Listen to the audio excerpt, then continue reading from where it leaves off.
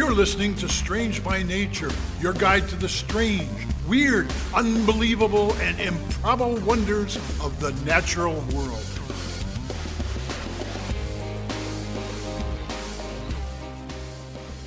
Hello, everyone. Thanks for being here today. I am Kirk Mona, and I am joined today by Rachel Ginza and Victoria Thompson. We are all professional naturalists who together have scoured the world for weird and wonderful wonders just to please your mammalian brain's desire for novelty. Isn't that nice? Let's do this. Well, hello, everybody. I'm starting us off this week, Excellent. and I'm taking us to space, the final frontier. Space? Dun, dun, dun. I feel like, Kirk, this is off in your area, so sorry if this was something that you were planning. It was on your list. Well, if it was, I was too slow. So. Yeah. Today, I'm going to talk about what is arguably one of the most distinctive features in the entire solar system, Saturn's rings.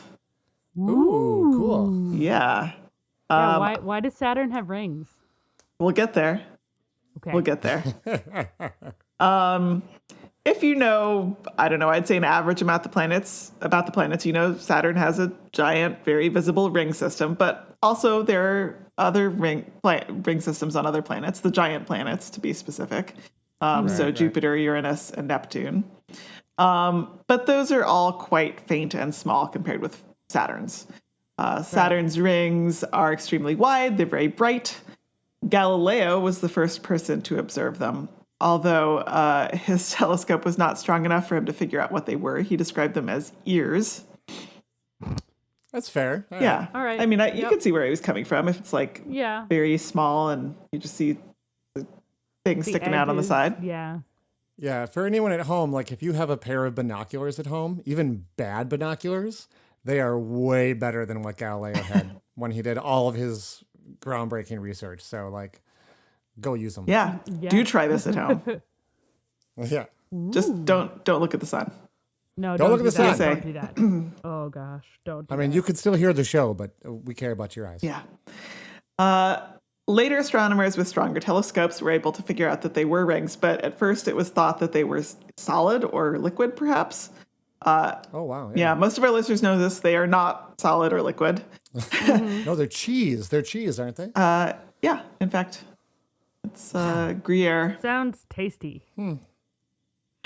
No, they're made up of a huge number of tiny particles, mostly of ice, but also dust. This was first proved by James Clerk Maxwell in 1859. And they're all orbiting Saturn independently. But we know that the rings stretch basically actually all the way from the tops of Saturn's clouds out to 13 million kilometers. Whoa. That's a long ways. That's a bigger distance than I was expecting. Yeah. Well, we'll get into why it's so big and why you might have thought it was smaller. But in spite of being so wide, the main rings are only about 30 meters thick at the most, which is astonishingly thin. That's crazy. Yeah. It's hard to You see them from here, and they're only 30 meters thick at the thickest. Yeah. Mm-hmm. Yeah. Well, they're that people are confused by that too. As you said, they're a lot of ice and stuff, so they're highly reflective. Yeah. Which is why we can see them so easily. Okay. So as I mentioned, they're made of lots of small particles interspersed with, to the latest count, 83 moons of various sizes. And these particles range in size from smaller than a grain of sand to 10-ish meters across. Got to get a sense of the range. Mm-hmm. However, the rings that you would see in typical photographs of Saturn or drawings are actually only a part of the story. It gets pretty complicated, and I'm boiling it down a lot already, but there are multiple rings, and they're named in a confusing way. So they're lettered A through G, but they are lettered in the order that they were discovered, not in sequence. So awesome. Heading out from the planet's surface, you go D, C, B, A, F, G, E. I'm sure somebody could play that musically I was thinking, I had Yeah. flashbacks to music class. Yeah.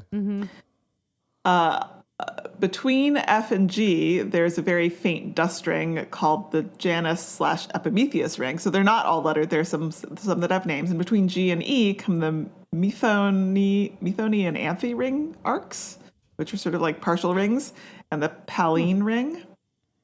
And then outside the E ring is the Phoebe ring. Those are just the major subdivisions.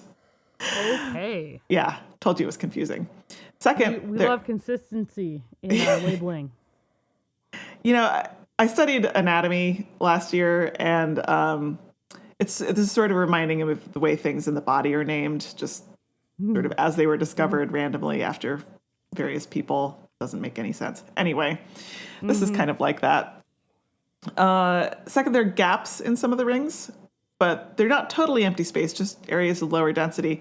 But the gaps do not always mark the boundary of a ring. Sometimes they come in the middle of the ring.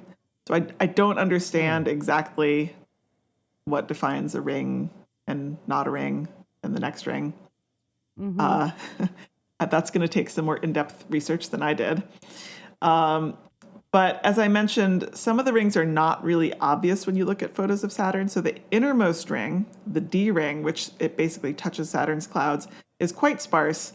And to the untrained eye, it looks basically like empty space. And ditto with everything beyond the F ring. So the E ring is vast. It's 300,000 kilometers across. And it's very diffuse. And it mostly is minuscule water ice particles that are spewed out into space from the moon Enceladus. And then the outermost ring is called the Phoebe ring, and it's so diffuse as to be barely visible. And it's, I guess, a little questionable about whether it counts as a ring, more like a cloud. We probably discovered more as we sent probes that were getting closer and could see stuff you couldn't see from Earth. So. Exactly. Yeah. I'm going to mention this a little bit later, but there's one particular probe that gave us a lot more information. Yeah. So to sum up, there are a lot of rings. They're very wide. Some of them you can't really see, and they have confusing names. But the real questions are, where did they come from?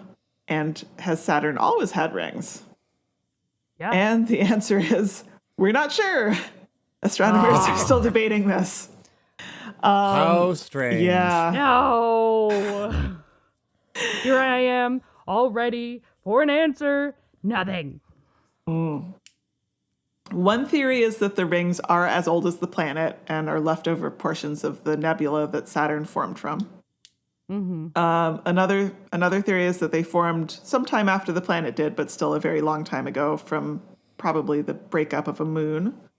And just as a side note, the entire mass of the rings is like less than one of Saturn's sort of smallish moons. I don't remember which one. I didn't write it down, but it's not like it's very low density. Yeah, it's not a ton of material.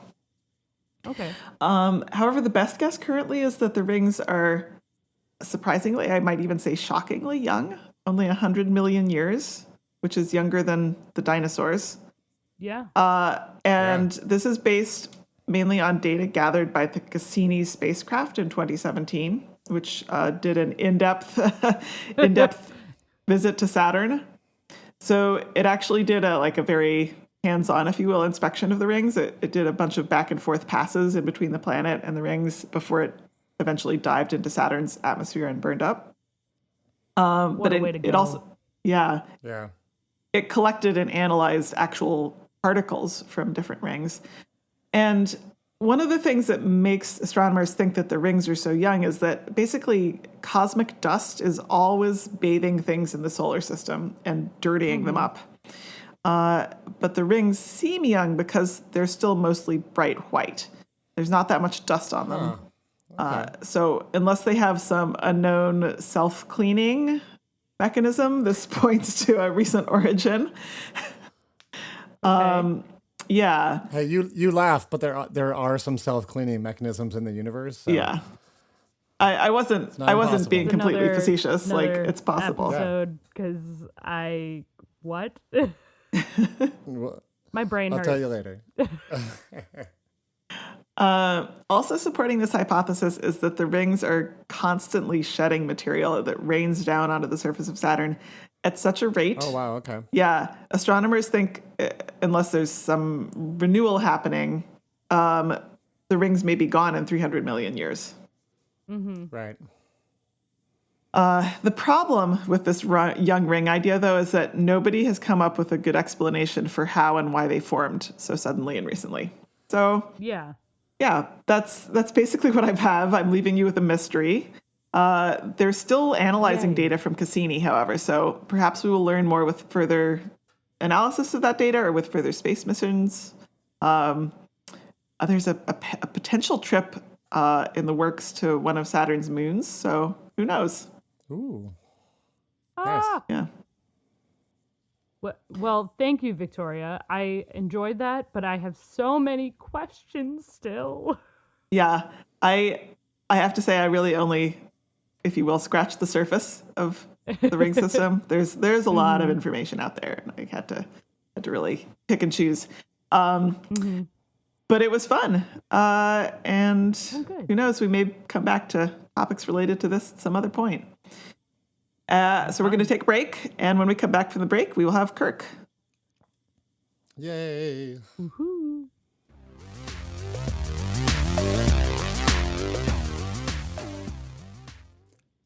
So, we need to take a little break and tell people that we were on another podcast. Oh, Yes, we were. We were on Yeah, another we- podcast. We love collaborating with other podcasters, and our listeners should check out the High Panda podcast. A couple of our buddies from over in the UK contacted us and said, hey, would you like to be on our podcast? I will say, it's not a family show. We swear Yeah. there. So any of the adults listening, feel free to tune in. High Panda is a show where they pit two animals against each other each episode to determine who is going to be the high panda, the reigning champion. And we debated them on Pirates. what animal would make the best pirate. Yes. I'm not going to give away what animal we chose or what the outcome was. You got to go listen to their show to check it out. But they're a couple of really cool guys, and we had a lot of fun on their show. So we wanted to give them a shout out and tell you to head on over and listen to High Panda once you're done listening to our show, of course. Of course. That's very important. All right. Well, we'll get on with the next segment.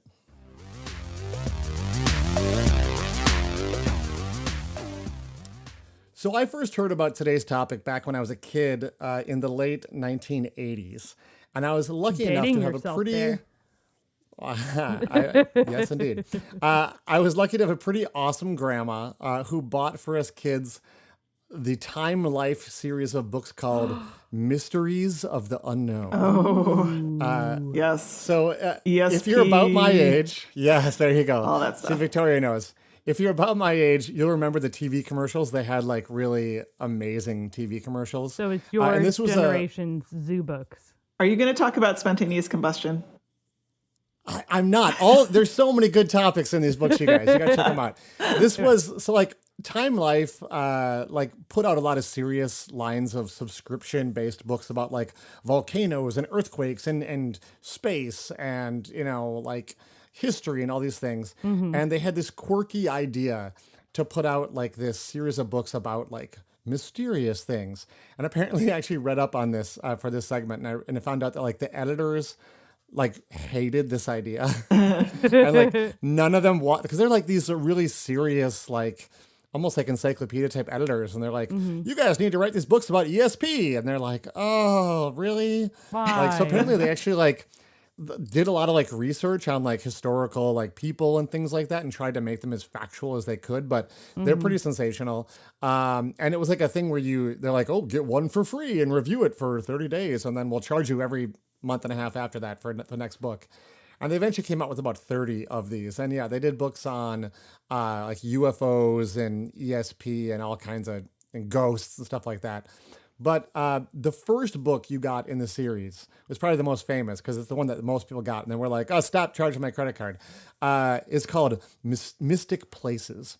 Okay. And it talked about the pyramids and Stonehenge and places like that. And they were sure to include fantastic stories of people having paranormal experiences at all of these locations. But so they leaned really hard in like the mysterious angle, and we're happy to exploit it for profit. So not highly scientific, but super fun for a 10-year-old who's like getting into reading and stuff. And yes, I still have many of them in my book collection. Although my brother is a big book collector too, so we have split them apart, and I no longer have Mystic Places. So we'll have to arm wrestle for that or something. But I remember a lot of the things in there, and there was one mystery in there that I remember being fascinated by, and I'm pretty sure it was from that book, though again, I don't have it on my bookshelf anymore, so I can't check, but it was a story about the sliding stones of the Racetrack Playa. No. Oh, yeah. Hasn't you guys heard about this? Yes. I have to take this off my list. Excellent. Yes. Beat you to it. I didn't have it on my list, but I should have. So for some, if those who don't know, some background on this, what is a playa? Like a playa is a dried lake bed, usually in a desert. And the Racetrack Playa is in an area of Death Valley in California. And way back in 1915, Joseph Crook was visiting and noticed something very strange going on there. There was these stones, some just small pebbles or rocks, some I might consider like a small boulder. Picture maybe like the size of like a small dorm room microwave or something like that. And these rocks were just scattered across the playa. And what is weird though is that the stones all have trails behind them. Yeah, they so do. you can see that they have moved across the playa, leaving trails in the dry, cracked earth. And they move thousands of feet, and they'll zigzag like back and forth. Sometimes one rock will move while another one nearby doesn't move, but often they seem to move in unison across the ground. And the movement of the rocks and the trails they leave behind are what gives the area the name Racetrack Playa, because there's all these tracks like racing across the playa. Right. So there were naturally many theories as to how the stones might move. The problem was that no one ever saw it happening. And Right. so it clearly was not a frequent thing. People would, maybe camp out there and watch, and it's like watching rocks sitting on the ground, nothing happens. And Riveting you could come back, content. and people might put a little flag there or something and come back a year later and it's still sitting in the same spot. So like this was not happening super frequently, but all of a sudden you come back the next day and like, boom, they've moved. And you're like, oh, like what is going on here? They could stay put for months and months and then suddenly move. And it appeared as though it was not like slow, gradual movement over time. Like it wasn't like you put a marker down and you come back and it's moved a millimeter each day. Like they were moving faster, but no one ever saw it happening, which was super infuriating. And you have to keep in mind though, that this is in the middle of nowhere in one of the most inhospitable places on earth. And we've talked about Death Valley before on the show, that it can get up to 135 degrees Fahrenheit. Basically, People aren't I think moving these rocks. Yeah, it ties a couple of other spots, but it's basically the hottest spot on Earth. And it's not so much that like we know people aren't going there and moving them. It's more that like no one is willing to hang around for months and months watching these stones while they're basically sitting in 135-degree weather, right? You can't just pull up with your AC on and just watch these things in this location. So pretty much everyone speculated that it had to have something to do with the wind, right? Indeed, the sliding stones are also known as the sailing stones for that reason. But even with that clue in mind, no one could like plausibly figure out exactly how the stones were moving or why they only moved at certain times. And there was a lot of speculation was that it was maybe high winds.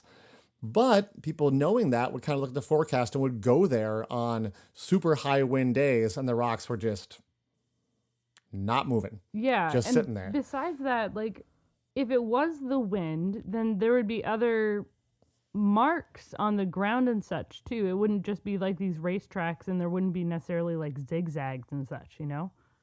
Yeah, like why is it zigzagging? That is kind of strange that all of a sudden the wind would just like change 90 degrees or even backtrack or something. So, and also you can go outside and, get a leaf blower and blow it at like a 50-pound rock. It's not moving, right? No. So this was really weird.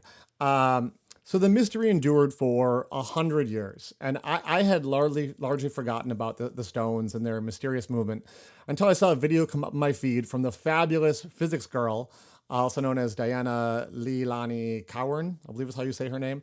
So if you don't know Physics Girl, you have to check out her videos. She's an awesome award-winning science communicator. And she recently had the opportunity to visit the Racetrack Playa and talk to the scientists who finally figured out what's going on there. And the cool Yay! thing is, they actually figured it out back in 2014. I just never heard about it. So it's a great example of why we need good science communicators, because like the answers to these mysteries don't always make it down to everyone who heard about them in the first place. So as it turns out, it does involve the wind, but pretty gentle winds. Not like a huge gale storm you might expect. It also involves a surprising element to find in the hottest desert in the world. The solution turns out to be Water. ice. Whoa. What? Right? I mean, you're not wrong. It is ice water, but ice, yeah. Is this So, like some weird evaporative cooling thing? No. It's probably. I'll explain. So, Okay.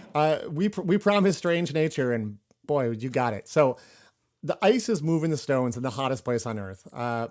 We tend to forget that while deserts can get very hot, they can also get very cold, right? Right. And there are rare occasions where the playa gets enough water because of like either melting snow or rain that like a thin like a pond forms in at least part of it. And then when the temperature drops, a thin layer of ice forms on top. Now we're talking pretty thin, maybe 1/8 of an inch, maybe a 1/2 inch in some places. Like this is not, it's not like a thick slab of ice, right? And you go, okay, well that's not going to do anything. It seems really impossible that such thin ice could have any effect on these large stones. But so picture this. The ice starts to melt in the sun, and now you have liquid water under the ice, and the ground is nice and wet and becomes slick. All right, so that mud is kind of liquefying and turning into a slick surface with this layer of ice on top. And the wind starts to blow. And as the wind is running over the ice, it starts to affect the ice because there's an incredibly large surface area. And when you have even a small wind blowing on a very large surface area, you get a lot of friction and you can get the ice to start to move. The wind actually moves the entire sheet of ice at once, or like large portions thereof as it starts to break up all at once.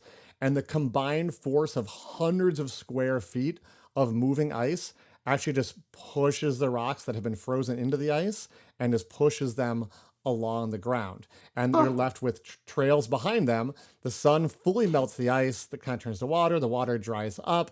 And all you're left with are the rocks that have moved and these trails behind them with no visible source of how any of this happened. Wow. So it's very cool. Conditions, turns out, need to be just right for this to occur. And so just no one had ever seen it happen. And that's why it remained a mystery for so long. People have actually seen this happening now. Physics Girl's video does an awesome job to explain it with like visuals and interviews with the scientists and stuff. So I do recommend everyone check that out. It's so cool to finally have an explanation like for this mystery of the nature. It's something I heard about as a kid and I had to wait, 30 years for an answer. And well, science had to wait basically 99 years for an answer. So I guess be patient, with diligent attention. We can eventually unlock even the strangest mysteries of nature. What a cool story. Thank you. That's really Yeah. cool. Oh, Absolutely. you beat me to it. Well, we'll take a little break. And when we come back, Rachel, it'll be your turn to beat us to a topic.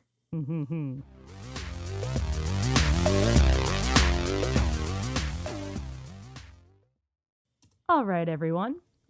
Welcome back. Now, I want you both to think of just name a couple venomous animals for me.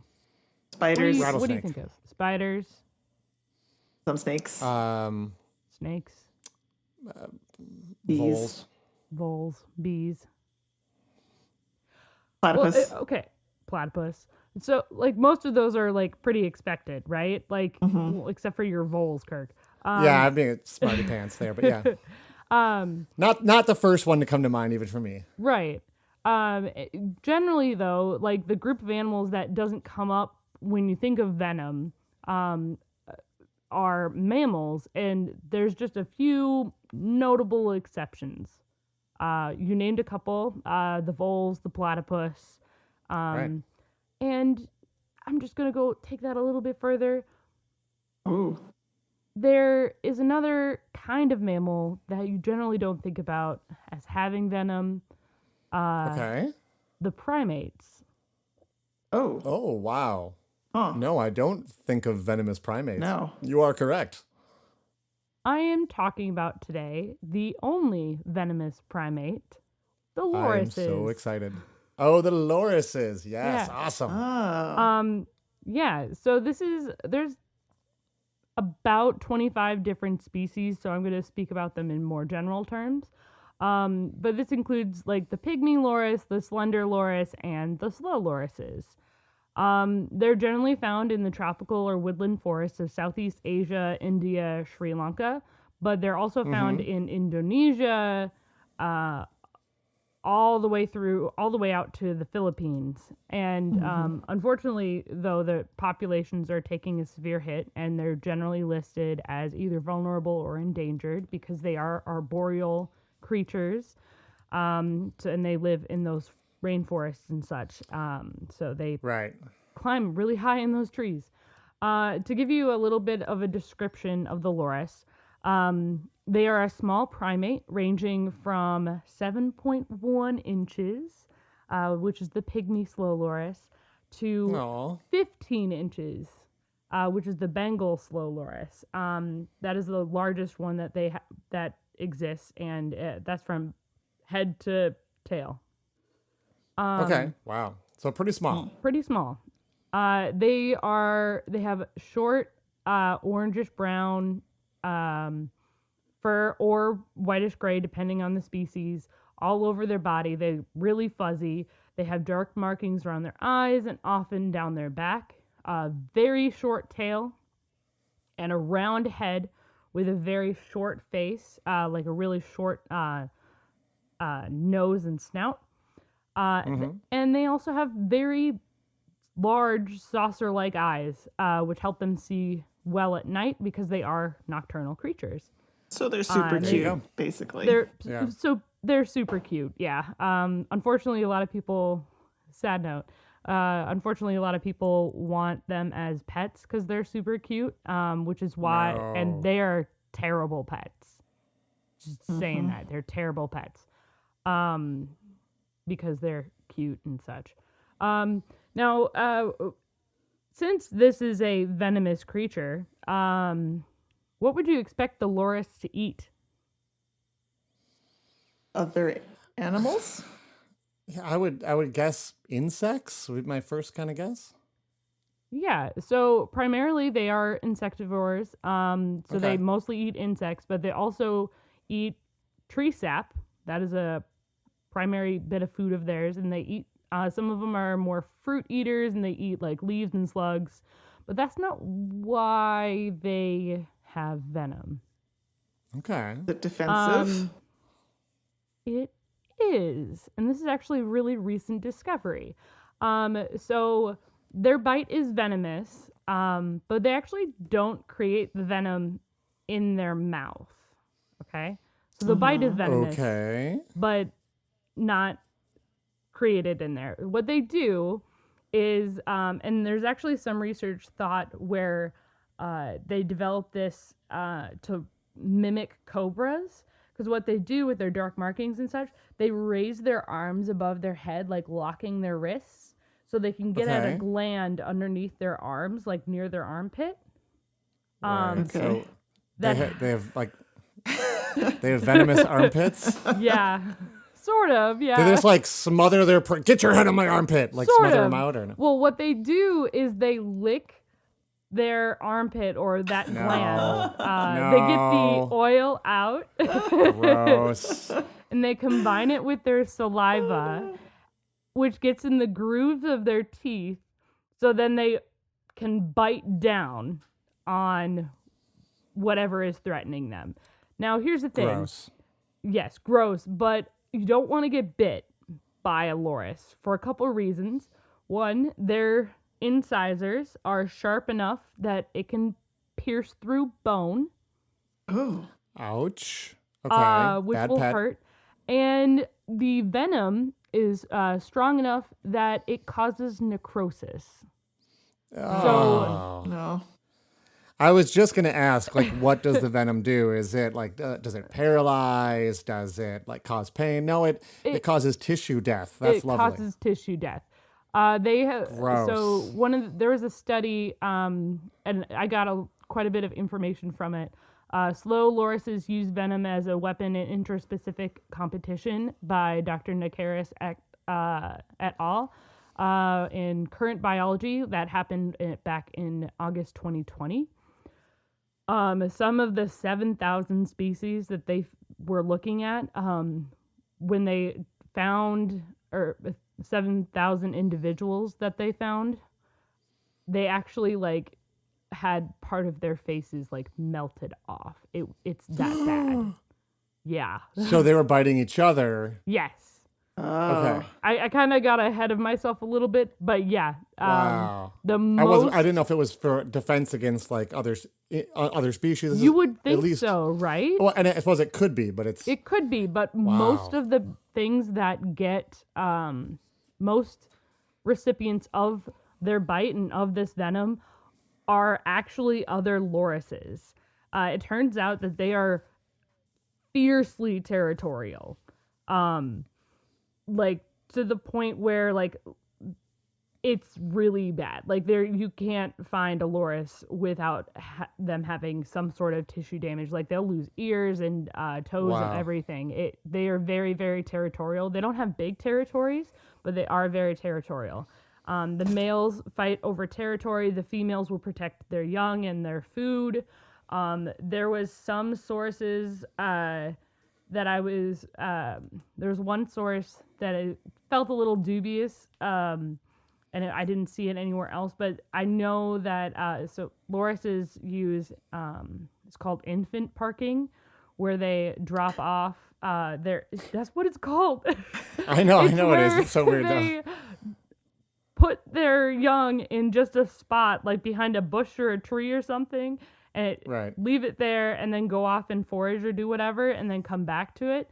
There is some thought that they actually like oiled the baby or the young up so that way they would taste bad to predators and like help protect them.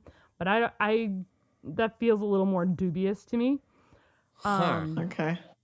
Yeah, but still is like an interesting way for them to potentially. I wouldn't want to be like shoved in my mom's armpit. That would be bad. Right. Get all that would be protected. bad. That would be Although gross. this does remind me, now listeners won't know this, but just the other night, the three of us got together and went out. And as we were calling it a night, we kind of made a decision not to walk down a certain street because we thought maybe it was a little sketchy.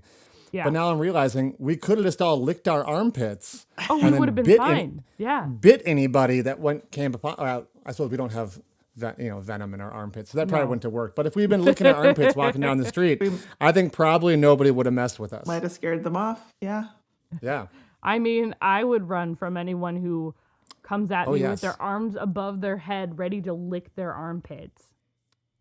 I wouldn't want to mess with those That's a people. good safe bet. One other thing I wanted to add too was that the parts of the venom, it's actually still pretty unstudied. Like not a lot is known about the venom of the lorises. Scientists have found that part of it is a component of the venom is similar to that is found in cat dander that causes allergies. Okay. Oh, Right? it really is poisonous. That's why I sneeze so much. There you go. So, but that's just a small component. So there's an allergen effect as well. But that's all we know about the venom, and that it causes necrosis. So, which is horrifying. I mean, the extent to which they're injuring each other, it seems like the venom is a little maladaptive, but It does, doesn't it? I mean, yeah, you they're know, just that it's protective. not everything in nature's got to be perfect. that's true. Nah. It's just got to work. Well, that's all I have for you all today. Thank you. Thank you, I guess.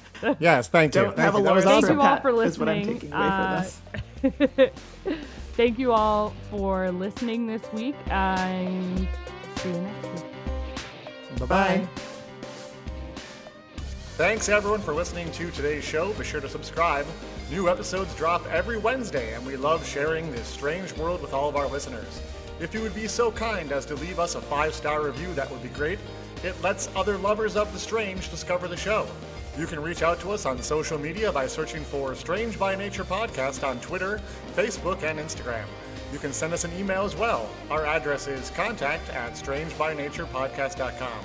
If you want more information about the show, you can also check out our website, which is strangebynaturepodcast.com. Until next week, get outside, stay curious, and embrace the strange.